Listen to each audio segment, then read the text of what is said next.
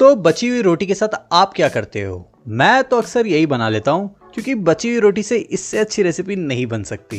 तो मैंने रोटी को काटकर गर्मा गर्म तेल में डाल दिया है और गैस का फ्लेम मीडियम पे रखा है। और जब तक रोटी फ्राई हो रही है तब तक हम आगे की तैयारी कर लेंगे। तो मैंने ले लिया है 1 टमाटर, 1 प्याज, थोड़ी सी हरी धनिया, 1 हरी मिर्च और नींबू का जूस। इसे हल्का सा मिला लेंगे। फिर मैंने इसमें डाल दिया है आधा छोटा चम्मच चाट मसाला, स्वाद अनुसार नमक, आधा छोटा चम्मच कश्मीरी लाल मिर्च पाउडर। फिर इसे मिला लेंगे और रोटी का भी कलर बदल चुका है तो इसे भी निकाल लेंगे। फिर डाल देंगे चीज और हमारे देसी नाचोस तैयार।